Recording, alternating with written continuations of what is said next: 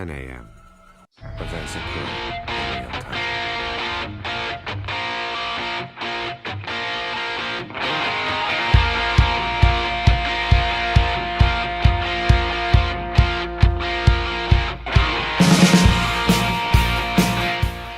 Good morning, everyone. Welcome back to FBC Radio Live. It is January 26, 2021. We are 12 days away from Super Bowl 55. Yes, that's right.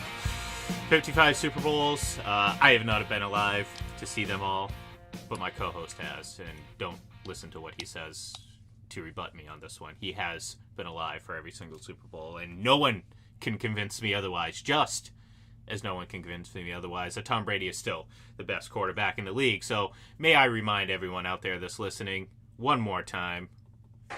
If Tom Brady wasn't living, y'all could be in the Super Bowl. That's right.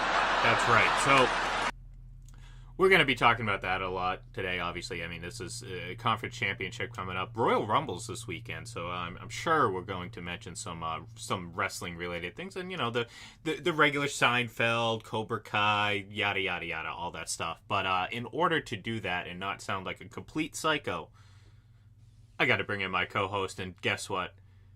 I'm not going to forget to say hello this time. Mike, what's up, buddy? La la la, or should I say la la la? Yeah. Yes, back in my day, I remember Otto Graham playing. Yes. Oh no, okay. The goat, He the is goat the of true goats. goat. Yeah, the He is true the goats. true goat. It can never change. I tell you, back in my day, they were tougher back then. No, all kidding aside, folks. It's great to be here. Tuesday, January 26th. Almost wrapped up in 1 month in 2021. Solemn day today for some reasons. Absolutely, we would be remiss if we didn't probably, give a little bit of, a somber tone right off the bat. And 1 year ago today, we, tragically lost Kobe and Gianna Bryant, along with many others in a tragic helicopter accident. Mm-hmm. It's hard to believe that it's been a year, and I think that speaks volumes to 2020 and the enormity of the year and just the toll that the year has taken on each and every one of us. We certainly remember the families of all the victims today. We honor their memory. We celebrate their lives. And, naturally, I know we gravitate toward Kobe and Gianna Bryant. They were celebrities in the truest sense of the word. And, you identify with losses like that. And I still remember taking to the airwaves the day after, and you and I just being stunned and having to talk about that event and how, impactful it was not only on professional sports, but also on the landscape of society and what Kobe and Gianna were doing to further the cause of women in sports and whatnot. So it's a somber day. It's a difficult day for a lot of people, I'm sure, but one that you can smile about a little bit in remembering some of the legacy that they left behind, especially Kobe on the court, and just the family ties that will never be broken, even from the great beyond. So we'll get that out of the way first and foremost, folks. And it is a day that we do have some things to talk about. Like my good friend said here, we've got a lot of conference championship talk, Super Bowl talk, still some things going on in the world of professional sports other than that. But I'd be remiss if I didn't begin today's show by just offering my thoughts on what was a year ago today, the beginning of one of the really, really more tumultuous years that we've seen in recent memory. Yeah, and I'm glad you brought it up, because again, we didn't want to not have to forget that. Obviously, it's going to be mentioned quite a bit today, and certainly doesn't seem like a year ago, as you put it. I mean, it just I know that gets thrown out there a lot, like a lot of the things we're going to talk about later. I know I'm throwing a little present day sports into that, but yeah, it's tough sometimes to put it into context, everything that's happened since then, because not officially, but unofficially, that was kind of the things got a little weird after that, in terms of what we were about to start dealing with, little issues, and that was kind of at the forefront of everyone's problems, and obviously it was a big thing for everyone when it happened, and it still is, and rightfully so. But everything that followed was it was really the start of what was one of the more challenging years, obviously aside from that, because obviously people had problems in their own lives dealing with the pandemic and everything, but it's hard to find someone who didn't who have paid attention to sports, have been sports fans, not get caught up in that story and feel that emotion and everything like that. So well said, my friend. And we are obviously there is a lot to talk about. Right. We're gonna to exhaustion talk about this game coming up in 13 days. We're gonna talk about these quarterbacks to exhaustion. I feel like it's my duty, Mike. It's my duty to bring some of these people back that have basically they're in a drunken stupor. It's how I like to describe it, because generally when you're that quote unquote drunk, you do and say things that, well, just are outrageous. And that's kind of where we're getting at right now when it comes to Patrick Mahomes specifically, because we see it every single week, and it's been like this for a couple of years now. It's and we say it all the time, and hey, maybe we sound like haters. So be it. So be it. I think there's plenty of people to at least agree with us a little bit, but the hyperbole is too much for me. I said it to someone on Twitter today. Patrick Mahomes can be a great young quarterback, but he doesn't have to be the only one to do things that we know other people have done. He doesn't have to be having the greatest start ever, and it's like, it doesn't have to be the greatest this, the greatest that, and people are forcing it down your throats. When I look at a kid who, like I said, is a great young quarterback, but I'll go to my grave convinced that Tom Brady's still better right now. And you don't achieve that sort of excellence just in 3 years' time, because let's put it this way, Mike. If he goes out and loses the Super Bowl, guess who he is? He's Kurt Warner. He's Kurt Warner. And all of a sudden, this, never before seen start, this never before seen quarterback play, blah, blah, blah, blah, blah, leaps and bounds above everyone else. All of a sudden, he has essentially the same exact start as Kurt Warner. Except Kurt Warner would have had 2 MVPs before he lost to Tom Brady in a Super Bowl. So this whole idea of well, you got to give the kid credit. Why are you trying to bring him down? No, I'm not trying to bring him down. I'm trying to put it into perspective, people. You can praise and admire an athlete without completely dismissing the entire history of the game, and not just history. Like, in some cases, we're dismissing, like, the immediate history. We talked about it during the regular season. There are situations where if Patrick Mahomes played on Monday night, people would forget anything that happened on Sunday, even though, so he'd make a play and they'd be like, oh, we've never seen that in the NFL. And I'm like, wait a minute. We saw it last night. Aaron Rodgers did the same thing. And there's so many examples of that throughout the season. And I think it takes away from the quality of what could be a great breakdown of a game. I think it takes away from ultimately how we take the judgments of these people that get up on TV and just spout this nonsense over and over again. I don't know, Mike. Again, at the end of the day, I could just be a hater. Who knows? But I also feel very strongly that, like, for instance, people who say that Patrick Mahomes is on pace, Mike. Remember Pace before Sam's Club? Yep. Pace, the store. Yep. Oh yeah. Yeah. My mom used to work at Pace back in the day. Yeah. Folks.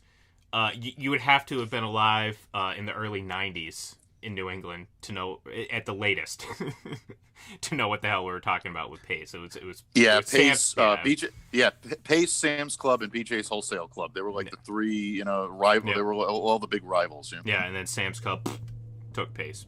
Either way, that's not what we're here to talk about. We're not going to give a history of early 90s New England business practices. What we're doing is trying to put things in perspective, and that is, you can sit here and throw all the hyperbole out there and throw all these graphs and charts, the bottom line is, Mike, there's not a single number out there that quantifies every single nuance and situation in a football game. It's impossible. It's impossible to assign a number to a play, to a set of plays, to a series of plays, to a career, because there's always going to be flaws in it. And I think, unfortunately, we've opened up, Pandora's box when it comes to that type of thinking, because there's a clear divide between people that, like myself, I think I take a reasonable bit of information from everything. I think, let's put it this way, I think stats are important. I think you can, in a way, collectively use them to help refine what you're seeing. So I don't look at them as a be-all, end-all. Like, I'm not going to sit there and say, oh, well, no, QBR is the best stat, so that's what I'm going to use to tell me who's better. No. When I ask someone who's better and they show me a scatter chart, I chuckle, because it's like, no, that's not football. That's math. I did this, in 10th grade. We were putting these together. That doesn't tell me anything. And people will sit there and swear, oh, no, EPA this, CPOA that. And it's like, okay, great. How does this number or that number account for this specific situation? And there's never an answer. You can get close. You can find things. You can look at it and say, oh, no, I watched the play. I calculated this, times this, multiplied by this, accounting for this, expecting yards per this. It doesn't matter, because it doesn't outweigh what actually happens on the field. So, and a great way to really put this into perspective is this whole NFC Championship game. No way, no how could Aaron Rodgers have been outplayed by Tom Brady. You know why? Because Tom Brady threw 3 interceptions, and it's impossible. Aaron Rodgers was just, tough luck. Poor Aaron Rodgers, he doesn't have enough help. It's funny. They have enough help to get to the NFC Championship game, but all of a sudden it just goes away in the NFC Championship game. But, that's besides the point. The point is, Tom Brady was better than Aaron Rodgers. Did Tom Brady play poorly? Sure, absolutely. You can't excuse 3 interceptions. Regardless of whether it was deflected off a guy's hand, whether it was a throwaway, what have you, you don't excuse 3 interceptions. But what people are failing to do is actually looking at the outcome and the results and how things happened in this game. And they're just looking at, well, Aaron Rodgers threw for almost 400 yards, 3 touchdowns, and 1 interception. He was obviously better. There's no way Tom Brady could be. No, Tom Brady was better. He delivered in those situations that you can't always account for. Like, maybe you can account for down and distance and the average and the expected points based on what other teams have done. That's great. That's not a predictor. That's just a way of putting things into perspective where you can make an educated guess as to what happens. But those numbers, they don't take into account that you can, for example, the end of the half. I know EPA, they'll sit there and give a value to completing the touchdown there at the end of the half for the I almost said the Patriots, for the Buccaneers. But there's so many different situations, say momentum situations, you can't account for. If they miss that, not only do they guarantee themselves losing those 3 points that they could have kicked a field goal, they basically hand the game over to the Packers. You know what I'm saying? So there's certain things you just can't account for. Maybe that was a bad example, or maybe not a complete example. But the point is, if you're relying solely on charts and stuff to show me what happened on a football field, then I'm never going to take it seriously, because the marginal difference in some of these numbers between some of these quarterbacks does not excuse the success. So to me, I don't know what, honestly, I don't even know what my original point was. I just started going off about statistics. I think I do. In terms of what my good friend is trying to say here, folks, and I think he's done it very well. The argument about Mahomes being so statistically superior to other quarterbacks is, in my opinion, a bit myopic, and I'll explain what I mean by that. Look, no one is denying that this kid can make throws. I think he's coming off of, and you said this yesterday, I think he's coming off of one of his best games of the year. He was accurate. He was pinpoint. He really showed his range, played through a little bit of an injury. You could see him limping out there a little bit. Turf toe is not just, I got a hangnail. That's pretty painful. It can be a difficult injury for a quarterback to play through. He played through it pretty well. Was coming off the concussion. A lot of credit to Patrick Mahomes. So we're not coming across as haters. Even my good buddy here is not coming across as a hater. I can tell you from conversations we've had offline, he's got tremendous amount of respect for Patrick. But what you don't see with some of these EPA arguments, what you don't see with some of these statistical arguments that people love to throw in your face, is the stats that show what Andy Reid does to put these action, to make these plays possible. Andy Reid is one of the best coaches in the NFL right now, without question, maybe even one of the best I've ever seen with misdirection offensive concepts. These types of plays, these types of setups allow Patrick Mahomes to be able to step back, make throws. You see him throw to open receivers all the time. You got to give a lot of credit to Tyreek Hill for his speed for that. Travis Kelce, who for all the stuff that we love to give Travis Kelce, and we do love to take our shots at him. I've really become more of a fan of his as the year has gone on. Is he the blocker that Rob Gronkowski was? Absolutely not. But at the same time, he is one of the most elite receiving tight ends in the game. Really, in the past few years, you've got to give him credit for what he does well. He's a very good, tight end in the open field. But Andy Reid's misdirection concepts allow Patrick Mahomes to throw to open receivers. And that's something that your EPA, that's something that your statistics, completion percentage, passer rating, things of that nature are not going to tell the whole story. Yes, there will be people out there that are screaming at their radios or whatever device you're listening to this on right now saying, oh, I can tell you EPA will do that. It'll break down the concept. It'll break down the scheme. What are you talking about? I'm talking about putting it into practice on the field. Yes, you can correlate those two all you want to, but if the situation does not present itself for that, all of a sudden you're looking at maybe Mahomes not being as accurate and maybe not being as dynamic because he's not put in a position where he can show off his athletic skill. It all works hand in hand. That's not a disrespect to Patrick Mahomes. That's simply telling it like it is, folks. What separates a guy like Tom Brady, and this is the argument that so many people threw in his face for years about Tom Brady being a system quarterback. That's the definition of a system quarterback. Someone that comes in, is able to utilize the offensive system in which he plays and utilize it well. Does that mean that that quarterback can only survive in that system? Sometimes it does. Sometimes it doesn't. Brady was not someone that could only succeed in the Bill Belichick off Josh McDaniels offensive system. That's what we're trying to say. That's the difference between using stats for your own and then being able to go forward. Well, and there's also a blatant disregard for error adjustment. So, like I said, EPA can be valuable. It can be useful. It can give you a better idea, maybe. For example, I mean, again, for those out there screaming that Aaron Rodgers was better than Tom Brady, well, if you're an EPA guy, well, you're probably pretty quiet because EPA put Tom Brady better than Aaron Rodgers in that game. Does it mean it's the perfect number? No, nothing is. Again, that's kind of my point. You have to look at the whole picture. You know, because and that's the problem. People pick and choose what numbers are good for them.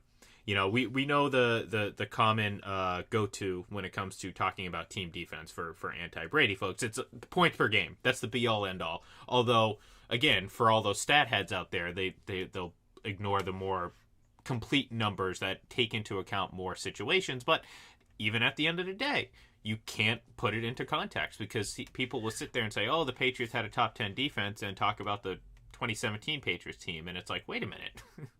That was not a top 10 defense. Whoa, points per game. Forget about points per game. Why was their yards per game so low and so on and so forth? So it's just, I don't know. Here's the thing. People want so bad for Mahomes to be that guy. Whether it's Brady fatigue, whether it's the fantasy football era of watching this sport that we live in, I don't know.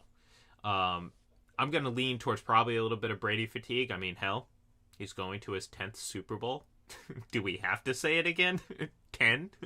Like, I can't even count to 10. That's how impressive that is. It's fatigue. It's, yes, there is something to the flash and the pizzazz because, well, it's a highlight, again, it's a highlight driven era of sports watching that we're in. So those are going to get the more footage, the more coverage, the more weight when it comes to judging how these quarterbacks play. But, at the end of the day, again, how can, I asked the question yesterday, how much ground has Patrick Mahomes really made on Tom Brady? I argue next to nothing, considering they've done the exact same thing since both of them have been in the league, save for, well, again, if you want to get technical, obviously Patrick Mahomes was not starting in 2017, but he was in the league. Tom Brady won an MVP. Mahomes won an MVP in 2018. Neither of them won it last year, but we're talking about two of the last Super Bowl winning quarterbacks playing against each other. We're not talking about Tom Brady, a guy who hasn't been there in 10 years. I mean, I'd understand if Tom Brady was Aaron Rodgers and hadn't been to the Super Bowl since 2010. But he's going to his five in 7 years, Mike. 5 in the last 7 years. Absolutely. That's why I ask anyone out there to give me a legitimate reason as to why Tom Brady isn't still the best quarterback in the league. Does he have the running ability of Patrick Mahomes? Of course not. He's never had that. He doesn't need it. That's the point. I mean, what good did Aaron Rodgers' superior athleticism do him on Sunday? I mean, it's funny. People all the time, and I know I'm sorry, Mike, I'm rambling here, but every time I go to finish up, another thought pops into my head, and I just keep going. But, how many times do we have to hear, oh, well, Aaron Rodgers is better because he can do so much more on the football field. He can run, he can this, he can that. Well, guess what? He gets sacked more. So what good is that more mobility over Brady? He gets sacked 2% more than in his entire career than Tom Brady. And we saw it this past week. This past Sunday, he got sacked 5 times. So where's that athleticism? One of the biggest plays that could have been made that could have changed the fortunes of this Packers team came the final pass of potentially his Packers career, at the very least, final pass of the season, when he could have, quote unquote, easily ran into the end zone, but he didn't do it. So where's that athleticism? And that's the point. Athleticism's great. All that flash and pizzazz is great. It doesn't make you better. Because you want to talk about microcosm, Chris Sims? This is a microcosm as to the horrifically upside down coverage of these two players. Aaron Rodgers is a great quarterback. He's not even in the same breath, in the same realm as Tom Brady. Historically, currently, or even in the last 10 years they're both the same time in the league. So, yeah, go ahead, Mike. I need to take a drink. My voice is starting to crack. And I don't need that. I'm 34. No, you're absolutely right. I mean, you look at what, and you hit the nail on the head, Bud, when it comes to Brady fatigue. That's exactly what this is. It really and truly is. I mean, you're just sick of seeing the guy on your screen every single Super Bowl Sunday. You turn it on. You tell me something I don't know. Yeah, exactly. 10 years, 10 Super Bowls now. You've seen Tom Brady in this game. It's got to be disheartening. It's got to be gut-wrenching to fans of other quarterbacks, Green Bay fans of Aaron Rodgers. Aaron has been considered one of the elite quarterbacks, one of the best quarterbacks in the league for that same span for about 10 years now, since the first Super Bowl that he won with Green Bay. And they've only been there once. They haven't been back. It's got to be gut-wrenching to look and know that Tom Brady is getting another shot when your guy hasn't gotten the shot. You find ways to reconcile that. You'll blame the coaching, you'll blame the defense, you'll blame the offense, you'll blame everything else around you. But the great ones find a way to overcome that. They find a way to lift their teams. And I think you're seeing that, in Tampa Bay this year. Tampa Bay's defense is, very good. They were very good last year. They were dealing with having to play from short fields from a quarterback that threw 30 interceptions. I think you have to look at that and realize that this team right now, what they were missing was a competent quarterback, a player that can get the job done. Yeah, I know people are going to talk about, we threw 3 interceptions in the NFC Championship game. Yeah, those were uncharacteristic Tom Brady mistakes. I don't expect to see those in the Super Bowl. We talked about this yesterday. That's not in his makeup. He's going to learn from those. Murph joined me on Locked On Patriots yesterday, and we were talking about Tom's interceptions. And he says, "What do you think he did last night?" And I said, he went right back to the film room. He looked at those interceptions, and those kept him up all night long. We've known Tom Brady. We've covered him for a long time up here in New England. That's simply how he is. He's going to agonize over the least little detail. He may come across as being aloof, calm, cool, collected in front of the media, says all the right things. Those mistakes haunt him, and they haunt him until the next time he's going to take the field. I don't expect him to loft the ball up there and try to take those chances. I think he comes back back a little to earth at this point, and I think he plays a much more manageable game in the Super Bowl. So we'll see what happens. Yeah, I mean, look, he went 392 pass attempts on the road without throwing an interception. And I mentioned it yesterday. There was, essentially since that Saints game, I don't think he had thrown that one pick, which, again, we've gone over it countless times. Scotty Miller catches the ball, falls on the ground, the ball pops up and goes to the defense. I'm sorry, that's not an interception. So, to sit there and but this is what people do with Tom. Tom has the absolute, for a guy who should have the longest leash, has the absolute shortest leash in the eyes of these haters, because they'll take what was essentially a 7-pass sequence. Those 3 interceptions, they occurred within a very short on-the-field time. Obviously, the Packers held the ball quite a bit, so it made it seem worse because, Tom didn't have a chance to get right back out there and kind of make up for it. And it just, it kind of, whatever. It seemed worse than what it was. Obviously, it wasn't as worse because, well, guess what? The Packers didn't capitalize. And that's on Aaron Rodgers. That's on the offense. That's on the team itself. And, at the end of the day, I'm not going to excuse the interceptions. I don't expect that to happen again. You're right. I mean, there's 20 years worth of history to suggest that's not going to happen.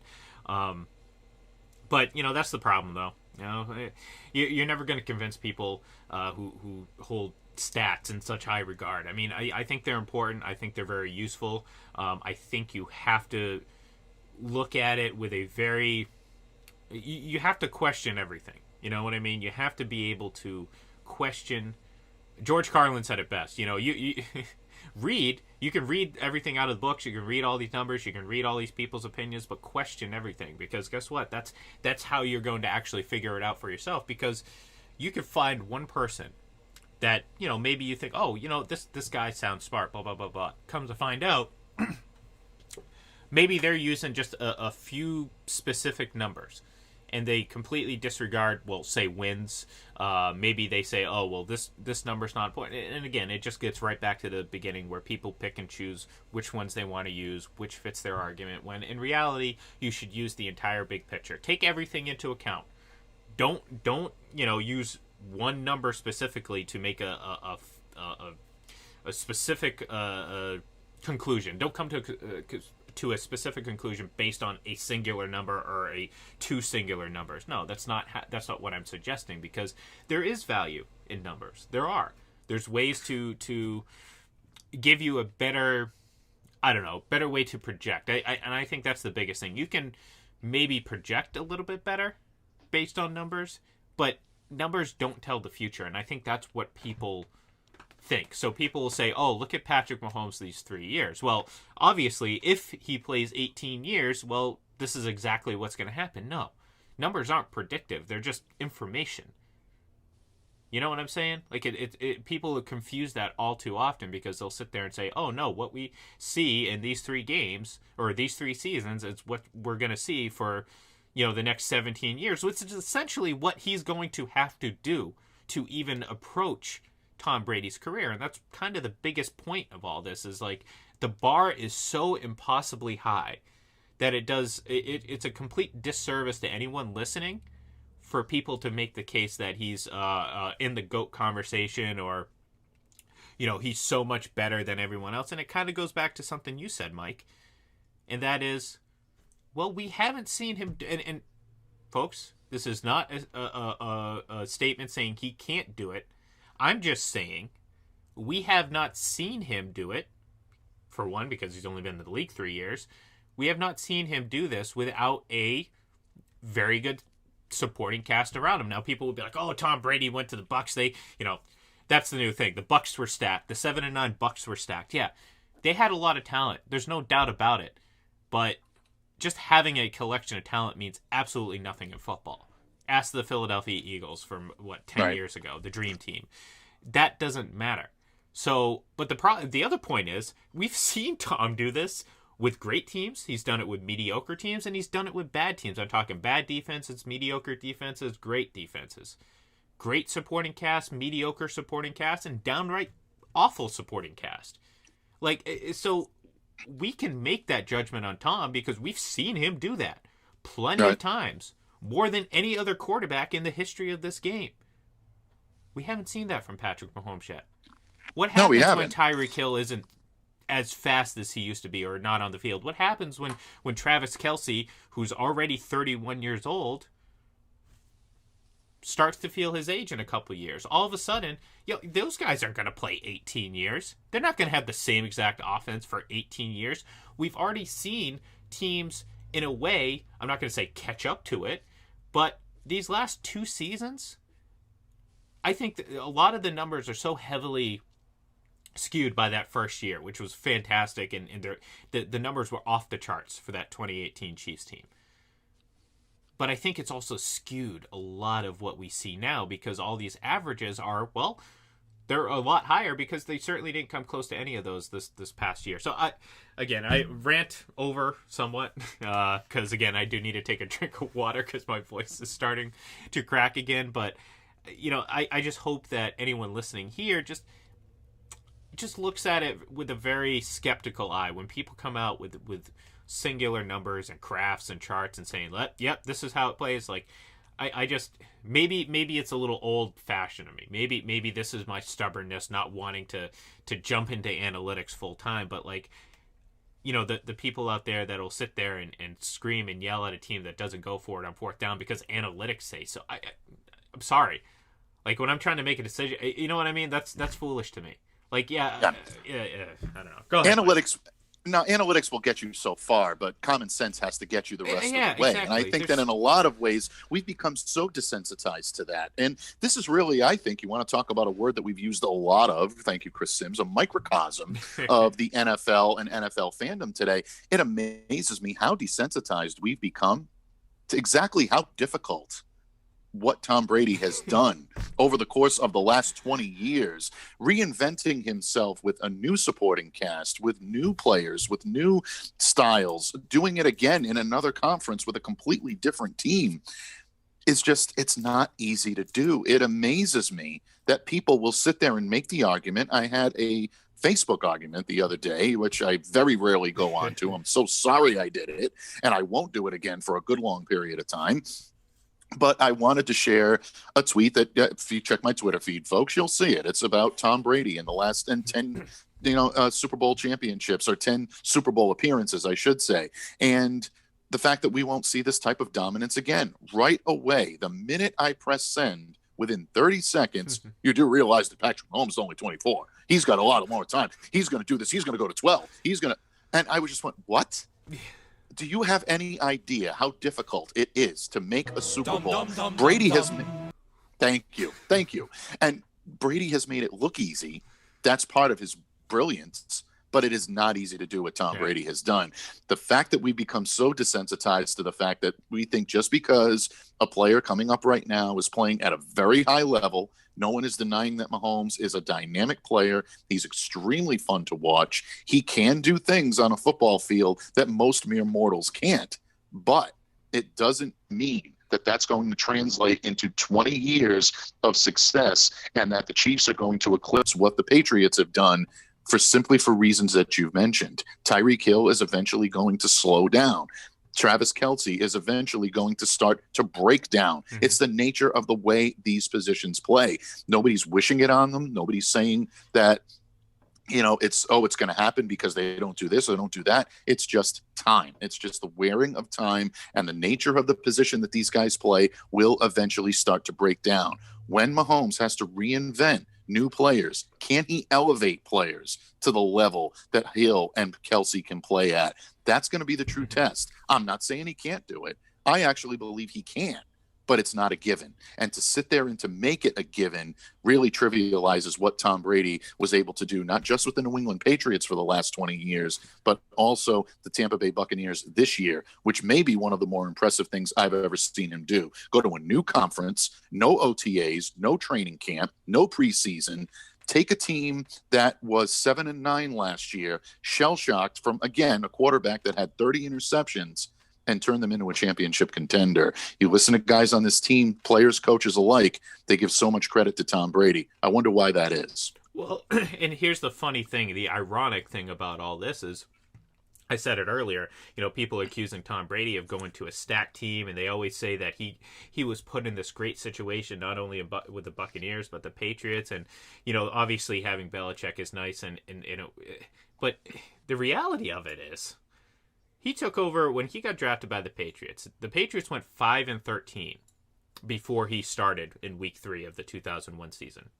Coincidentally, to some people, they go 11-3 the rest of the season and win the Super Bowl. And we know what happens from there on out. Coincidentally, the Bucs were under 500, haven't been to the playoffs since 2007, hadn't won a playoff game since they won that Super Bowl back in 2002, all of a sudden are in the Super Bowl now with Tom Brady. Coincidence? Well, to some people it is, but it's really not. And on the flip side, Patrick Mahomes takes over a team that had already started, won the division.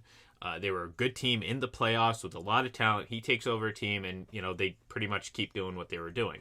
Aaron Rodgers sits behind Brett Favre for 3 years, takes over a team that was a NFC Championship team, and promptly goes 6-10. So tell me, who has been given the best situations? Because if you are to believe what people want to say, you would think it was Tom Brady who got thrown into a team that had won multiple divisions and, so on and so forth. But, to me, that's always kind of, striking me as just odd and ironic when people complain about that.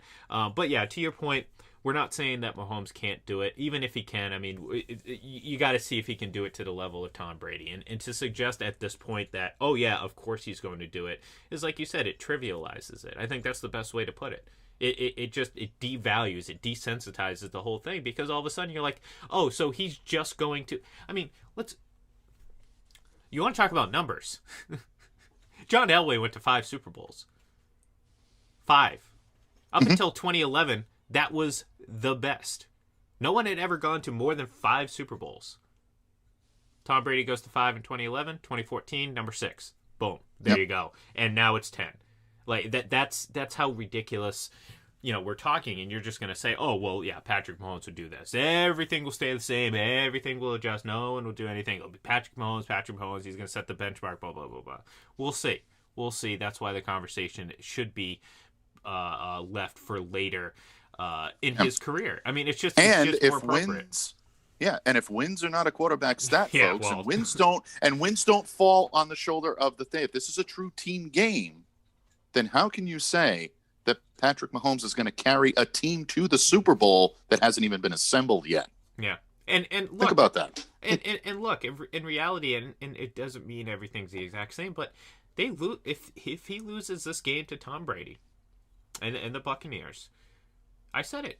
All of a sudden, he's Kurt Warner. Kurt Warner, in his first 3 years, won 2 MVPs, won a Super Bowl MVP, led the league in touchdown passes, and then lost to Tom Brady.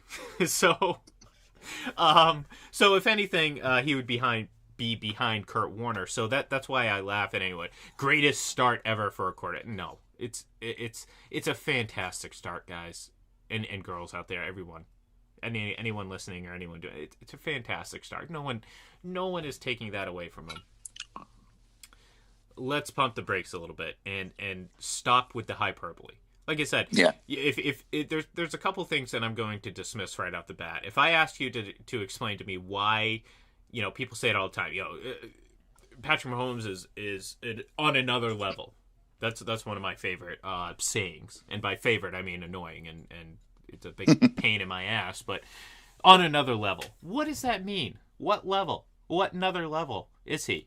Because over the last 2 years, if you want to go to stats, well, Tom Brady and Patrick Mahomes both threw 64 touchdown passes over the last 2 years. They both had identical individual statistics. So what other level is he at? Did he win back-to-back MVPs? No. Lamar Jackson was the runaway MVP last year. Aaron Rodgers was the runaway MVP this year. So what other level is Patrick Mahomes supposedly at? And then they'll show me, like I said, one of those scatter charts. That's one of the new things. Let's put a graph out there. Oh, right. Let's put a graph out there. Everyone loves graphs, Mike. Everyone looks at it and knows exactly what they're talking about because it perfectly encapsulates what happens on a football field.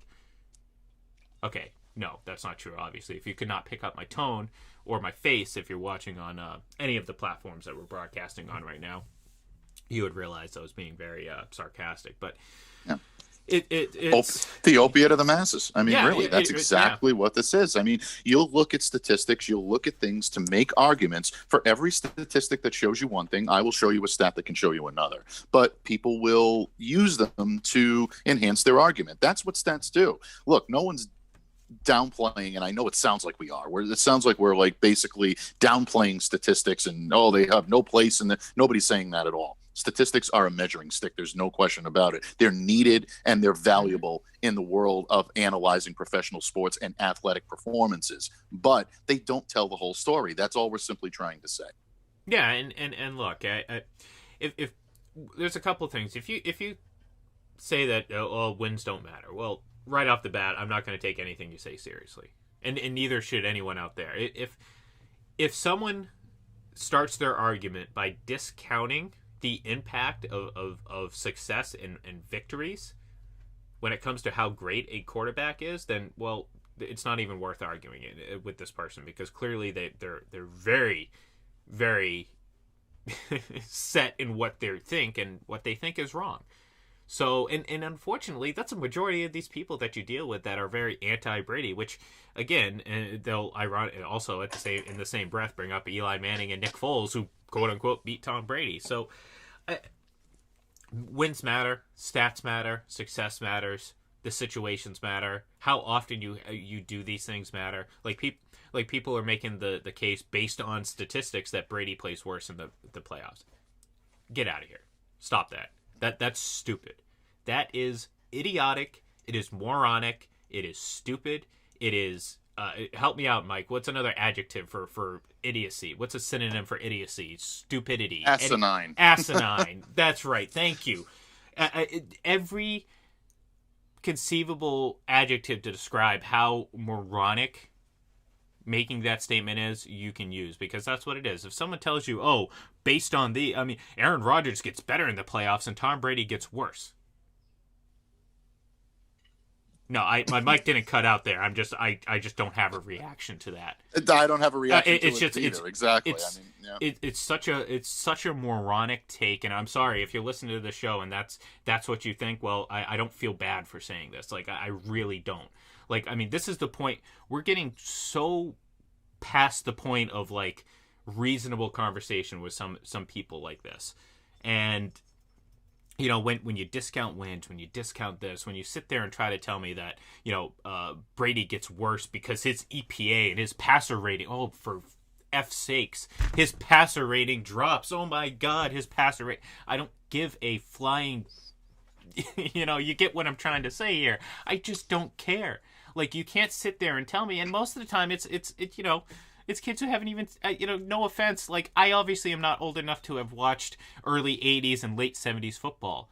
It's impossible, like, I wasn't alive, I wasn't conceived. I'm not blaming them for that, but there has to be some sort of humility. There's got to be some sort of modesty with these folks that will sit there and swear that, Tom Brady's worst, even though I haven't even seen half of his career.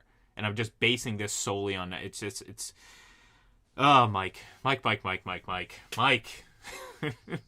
What day is it, Mike? Not yet. Tomorrow is. Tomorrow's hump day. Yeah, almost.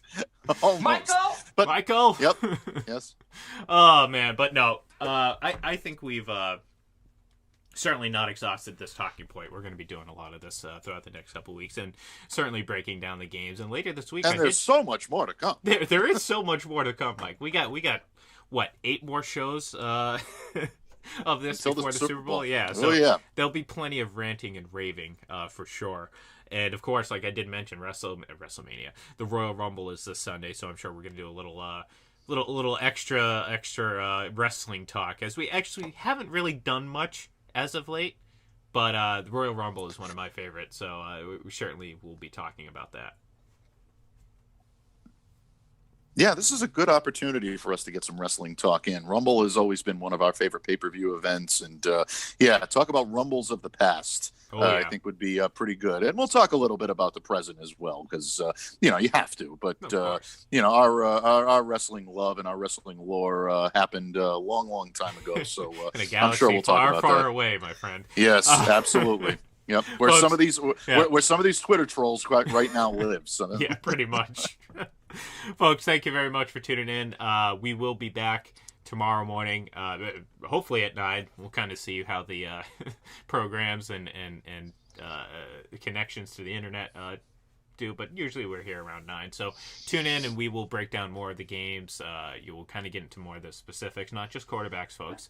Although, again, we will spend quite a bit of time on that. But it's been a lot of fun today. We're going to have some more fun tomorrow. Give us a follow on Twitter at FPC Radio Live, at Full Press Radio. I'm at IGLEN31. And of course, my man Mike is at MDABATEFPC. Have a great day, folks. If Tom Brady wasn't living, y'all could be in the Super Bowl.